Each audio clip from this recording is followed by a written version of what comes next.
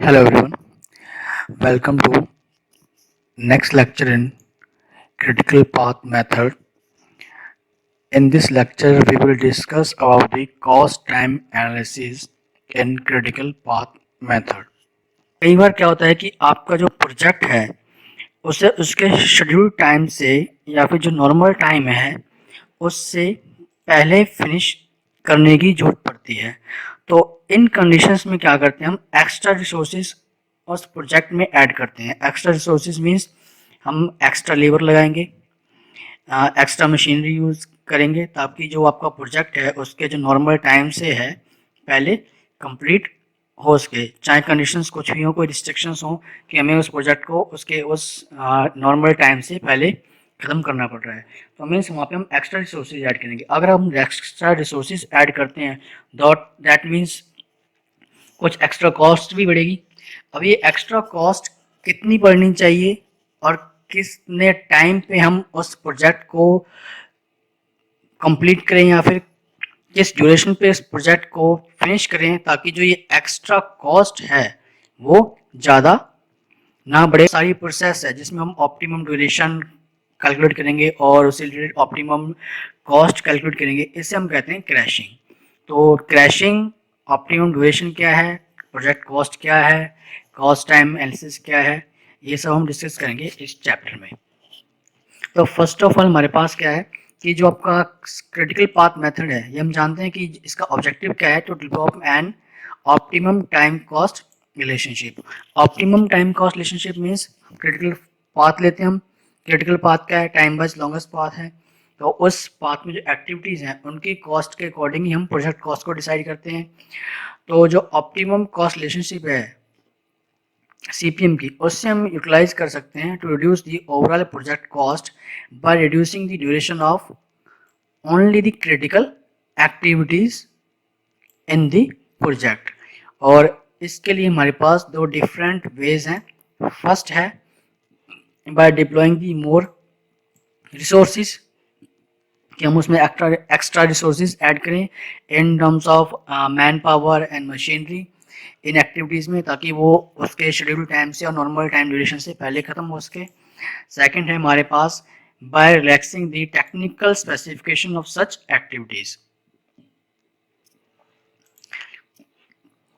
This process of reducing the project duration or optimizing by deploying more resources on critical activities is known as project crashing or simply crash। तो इस process को हम क्या कहेंगे, project crashing और crash. अब project crashing में या फिर सिंपली आज हम बात करते हैं क्रैश प्रोसेस की, तो इसमें जो आपकी ऑप्टिमम ड्यूरेशन है वो क्या होगी, it will gives you the most economic cost for completing the project. जो हम ऑप्टिमम ड्यूरेशन फाइंड आउट करेंगे तो ऑप्टिमम ड्यूरेशन के क्रॉसपॉन्डिंग जो हमें कॉस्ट मिलेगी that is the minimum total cost of the project. तो मेन फंडा इस कॉस्ट टाइम एनालिसिस का यही है कि आपको by the process of project crashing एक ऑप्टिमम ड्यूरेशन फाइंड आउट करनी है और उस ऑप्टिमम ड्यूरेशन के क्रॉसपॉन्डिंग जो आपकी कॉस्ट होगी that will be the minimum total cost of the project. Total cost जो है आपकी प्रोजेक्ट की वो मेनली दो टाइप की कॉस्ट को इंक्लूड करती है, एक तो डायरेक्ट कॉस्ट और secondly indirect cost. Direct cost means which are directly chargeable to project, जैसे आपका लेबर कॉस्ट होगी, मटेरियल हो गया, इक्विपमेंट कॉस्ट होगी, ये सारी डायरेक्टली चार्जेबल हैं टू प्रोजेक्ट को, that are the direct cost. Where indirect cost which are not directly chargeable to project activities, जो डायरेक्टली चार्जेबल नहीं है प्रोजेक्ट एक्टिविटीज़ को। जैसे मान लिया आपने कोई प्रोजेक्ट शुरू करना है तो ये तो हमें डायरेक्ट कॉस्ट में मीन्स जो आपको ये लेबर कॉस्ट मटेरियल वगैरह ये तो हमें चाहिए। इसके अलावा उस प्रोजेक्ट के लिए हमें उसके सुपरविजन के लिए कुछ एडमिनिस्ट्रेटिव भी जमाना पड़ेगा। तो जो भी आपका चार्जेस हैं which are related to administrative, establishment charge, overhead, supervision charge, उस प्रोजेक्ट पे ध्यान रखने के लिए कि आपको कोई सुपरविजन भी चाहिए, सुपरवाइजर भी चाहिए, एक्सपेंडिचर्स वगैरह होंगे उस ऑर्गेनाइजेशन के, लॉसेस होंगे रेवेन्यू के, लॉस प्रॉफिट प्लेंटी, ये सब क्या है सब उस प्रोजेक्ट से रिलेटेड है पर they are not directly related. So this type of cost are called indirect cost. ठीक है जी, तो मेनली इनडायरेक्ट कॉस्ट को हम आउटलॉस और ओवरहेड से डिफाइन करते हैं। एंड जो आपकी डायरेक्ट कॉस्ट है वो आपने देख लिया, तो मीन्स आपके जो टोटल प्रोजेक्ट कॉस्ट है it includes mainly direct cost and indirect cost. The variation of cost with duration for any project is shown in figure here। और हमारे पास ये total cost versus time and optimum duration curve है। इसमें क्या है कि ये तो है आपका time cost curve, normal time cost curve यहाँ से ये। ठीक है जी, अगर हम इसमें देखें ये आपका वाई एक्सिस पे टोटल कॉस्ट है, यहाँ पे एक्स एक्सिस पे क्या है ड्यूरेशन है। अगर हम प्रोजेक्ट को लंबा खींचते हैं मींस उसका जो कंप्लीशन टाइम है, शेड्यूल टाइम है, उसको बढ़ाते हैं, तो डैट मींस आपकी जो कॉस्ट क्या है वो राइज होगी। ठीक है, उसी तरीके से अगर हम प्रोजेक्ट के टाइम को क्या करते हैं कम करते हैं, तो वहां पे हमें क्या देने पड़ेंगे एक्स्ट्रा रिसोर्सेज देनी पड़ेंगे।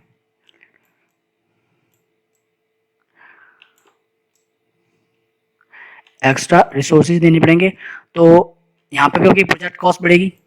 ठीक है, अगर हम उसको प्रोलॉन्ग करते हैं, प्रोलॉन्ग मीन्स उतनी आपकी मैन पावर यूज होगी, उसमें मटेरियल और इक्विपमेंट वगैरह वो तो वही रहेंगे, लेकिन मैन पावर ज़्यादा यूज होगी, मैन पावर की शिफ्ट बढ़ जाएगी, तो मीन्स आपको वहाँ पे लेबर चार्जेस ज़्यादा पड़ेंगे प्रोलॉन्ग में, तो वहाँ पे भी कॉस्ट राइज हो रही है प्रोजेक्ट की। अगर आप इसको क्रैश करके मिनिमम टाइम में उसके नॉर्मल टाइम से पहले ख़त्म करना चाह रहे हैं, तो वहाँ पे आपको एक्स्ट्रा मैन पावर भी चाहिए, मशीनरी ऐड करनी पड़ेगी और एक्स्ट्रा जो आपके काम को जल्दी ख़त्म करवा सके, तो उस केस में भी आपकी प्रोजेक्ट की कॉस्ट राइज होगी। तो इस ग्राफ में जो आपकी ये पॉइंट है, इस पॉइंट पे जहाँ पे हमें मिनिमम कॉस्ट प्रोजेक्ट की मिल रही है, इस कर्व में ये किस पे मिल रही है हमें, एक ऑप्टिमम ड्यूरेशन पे। इस ग्राफ से हमारे पास क्या निकल के आता है, if a project goes on indefinitely the cost will rise, वो दिख रहा है साफ। Similarly cost will increase if project is speeded up, speed up करते हैं, ये पोर्शन क्या शो कर रहा है, ये पोर्शन शो कर रहा है प्रोजेक्ट के स्पीड अप का, तो यहाँ पे भी कॉस्ट इंक्रीज होगी। Cost is minimum at some optimum project duration, means आपकी कोई एक ऐसी ऑप्टिमम ड्यूरेशन होगी जहाँ पे कॉस्ट क्या होगी मिनिमम होगी, वही हमें ऑप्टिमम ड्यूरेशन फाइंड आउट करनी है कि किस ऑप्टिमम ड्यूरेशन पे आपकी कॉस्ट क्या रहेगी मिनिमम रहेगी। तो जो आपका कॉस्ट मॉडल है सीपीएम का, तो मेनली किससे कंसर्न है, it is concern to find the project duration which will keep the project cost at a minimum.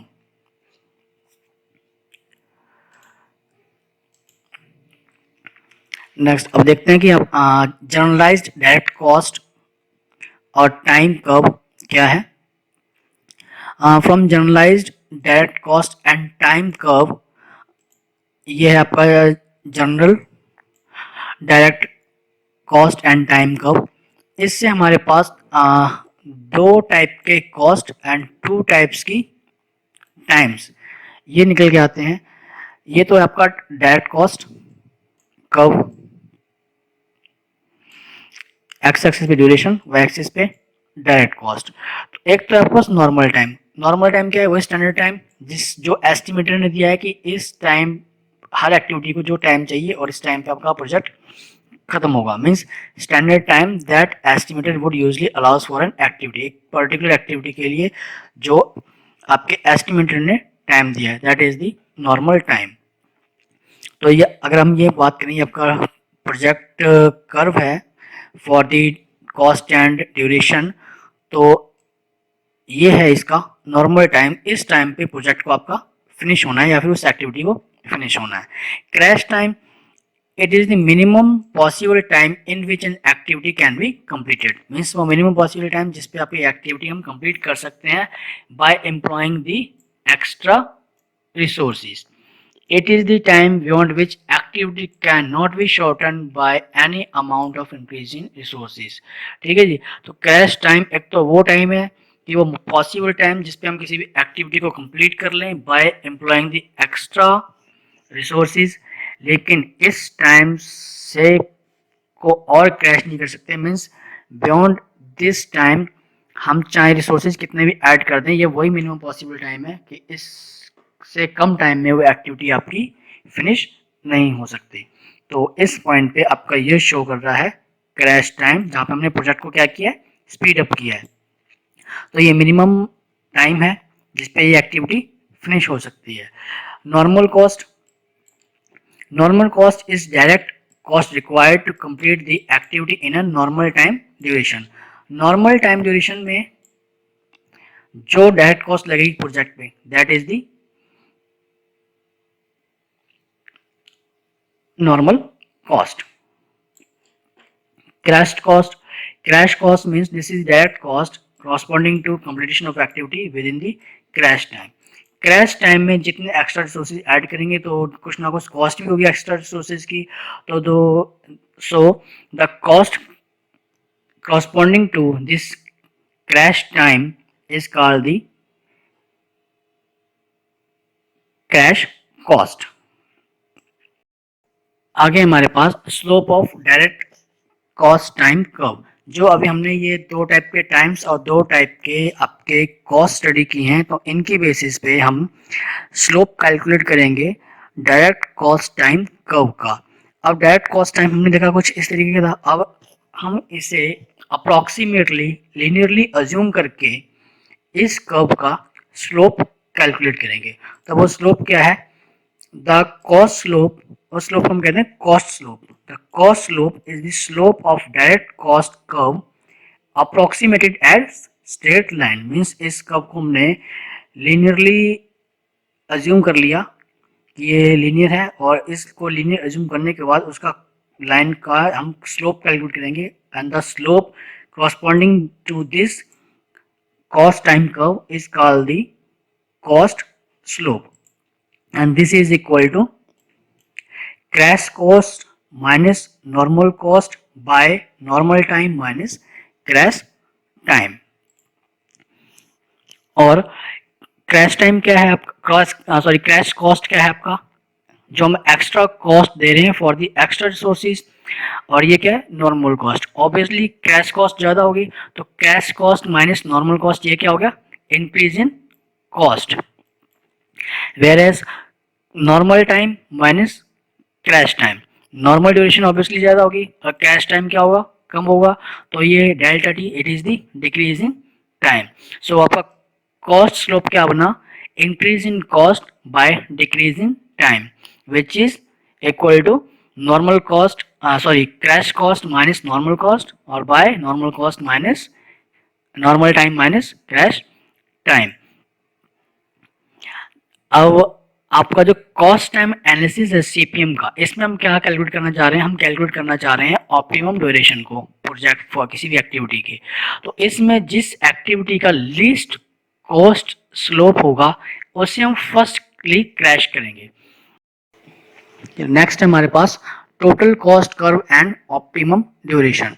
ये आपका टोटल कॉस्ट कर्व है। इसमें इस कर्व में वही सेम आपका एक्स एक्सिस पे ड्यूरेशन, वाई एक्सिस पे कॉस्ट, हमें indirect cost curve, direct cost curve, and in दोनों के कॉम्बिनेशन से ये टोटल कॉस्ट कर्व शो किया है।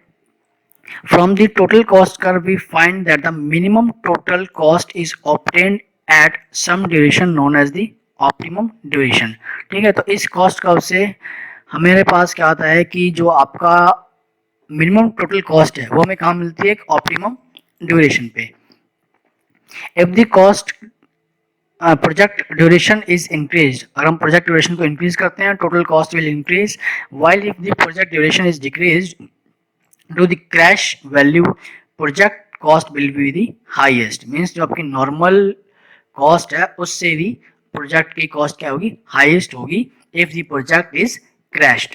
चलिए नेक्स्ट हमारे पास contracting the network for cost optimisation. Contracting the network for cost optimisation means कि आपने जो नॉर्मल ड्यूरेशन है प्रोजेक्ट की उसे कम करना है नॉर्मल ड्यूरेशन से। तो अगर हम नॉर्मल ड्यूरेशन से प्रोजेक्ट को कम करते हैं मीन्स हम प्रोजेक्ट को क्या कर रहे हैं, स्पीड अप कर रहे हैं एक्स्ट्रा रिसोर्सेज ऐड करके। तो उस केस में हम cost optimisation means minimum cost project की कैसे कर पाएंगे। तो वो किस पे होगा, हमें फाइंड आउट करना पड़ेगा ऑप्टिमम ड्यूरेशन। ऑप्टिमम ड्यूरेशन पे हमें क्या मिलेगी, प्रोजेक्ट की मिनिमम कॉस्ट। तो क्या रहेगा इसमें प्रोजेक्ट कॉन्ट्रैक्शन में पहले तो क्या करेंगे हम, first we find out the critical path. Critical path find out करेंगे, क्रिटिकल एक्टिविटीज क्या है, ठीक है, उनको हम फाइंड आउट करेंगे। क्रिटिकल एक्टिविटीज को फाइंड आउट करने के बाद जो आपका कॉस्ट टाइम रिलेशनशिप है एक्टिविटीज के लिए उसको एस्टेब्लिश करेंगे। कॉस्ट टाइम रिलेशनशिप मीन्स जो आपकी एक्टिविटीज है उनका कंप्लीशन का नॉर्मल टाइम क्या है, नॉर्मल टाइम में नॉर्मल कॉस्ट क्या रहेगी उन एक्टिविटीज को कंप्लीट होने के लिए।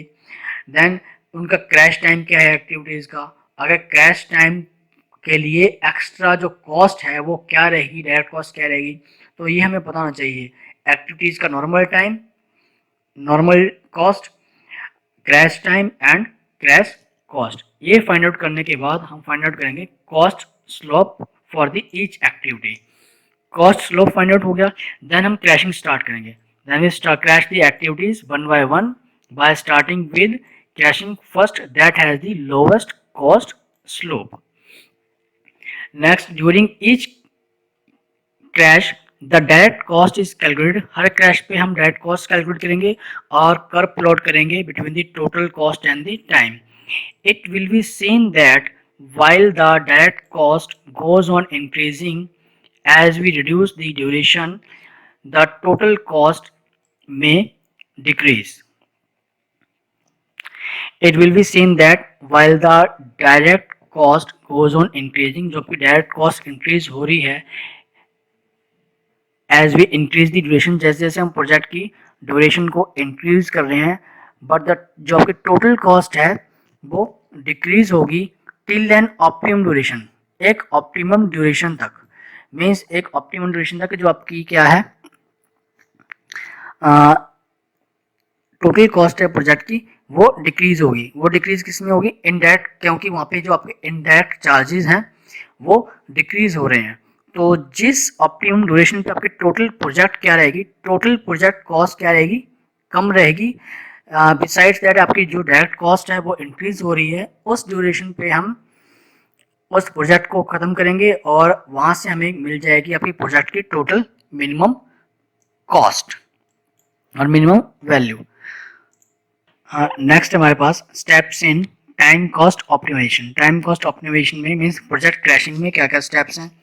फर्स्ट आपका क्रिटिकल पाथ फाइंड आउट करना और normal direct cost time relationship जो एक्टिविटीज़ का है उसको इस्टेब्लिश करना है। वही हम मतलब एक्टिविटीज़ का normal time, normal cost, crash time and crash cost ये फाइंड आउट करेंगे क्या है। उसके बाद सेकंड स्टेप में हम कॉस्ट स्लोप कैलकुलेट करेंगे for the critical activities. Then direct cost find out करेंगे नेटवर्क का with the normal duration of activities. In fourth step जिस एक्टिविटी का लोएस्ट स्लोप है, कॉस्ट स्लोप है, वहाँ से हम क्रैशिंग स्टार्ट करेंगे। Then continue crashing the critical activities in ascending order of the slope. Means जो आपकी एक्टिविटीज़ हैं, क्रिटिकल एक्टिविटीज़ हैं, उसके असेंडिंग ऑर्डर के अकॉर्डिंग कॉस्ट स्लोप के क्रैशिंग को हम आगे कंटिन्यू रखेंगे। जो आपकी पैरेलल नॉन क्रिटिकल एक्टिविटीज़ हैं ड्यूरिंग क्रैशिंग, अगर आपकी वो क्रिटिकल बनती हैं मीन्स उन पर इफेक्ट पड़ता है तो क्रिटिकल बनती हैं तो उनको भी ड्यूरेशन आपको क्रैश करना पड़ेगा। सिमिलरली जैसे हमने स्टेप 4 और स्टेप 5 में किया है। मीन्स अगर आपकी पैरेलल नॉन क्रिटिकल एक्टिविटी है ड्यूरिंग क्रैशिंग के आपका टाइम कम हो रहा है तो उस केस में क्या होगा, जो आपकी नॉन क्रिटिकल एक्टिविटी है वो भी क्रिटिकल बन सकती है और आपका क्रिटिकल पाथ चेंज हो सकता है। तो उस केस में आपको उसका भी ध्यान रखना है और उसकी भी क्रैशिंग करनी पड़ेगी आपको Similarly, in step 4 and step 5. In step 7, continue the crashing process through the steps 4 to 6 till the stage is reached beyond which no further crashing is possible. ठीक है, ये कब तक करना है? जब तक आपकी जो नॉर्मल ड्यूरेशन है क्रैश ड्यूरेशन के इक्वल ना आ जाए, मीन्स जो आपका एक्स्ट्रा फ्लोट है वो फिनिश हो जाए.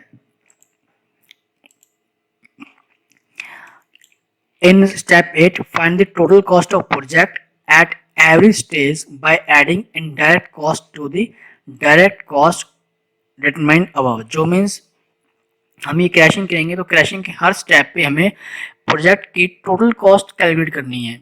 वो कैसे करेंगे? हमने क्रैश किया तो जिस टाइम के लिए ड्यूरेशन के लिए क्रैश कर रहे हैं उस ड्यूरेशन के लिए हम उसकी डायरेक्ट कॉस्ट कैलकुलेट कर लेंगे और डायरेक्ट कॉस्ट में इनडायरेक्ट कॉस्ट को ऐड करके प्रोजेक्ट की टोटल कॉस्ट साथ के साथ कैलकुलेट करते जाएंगे.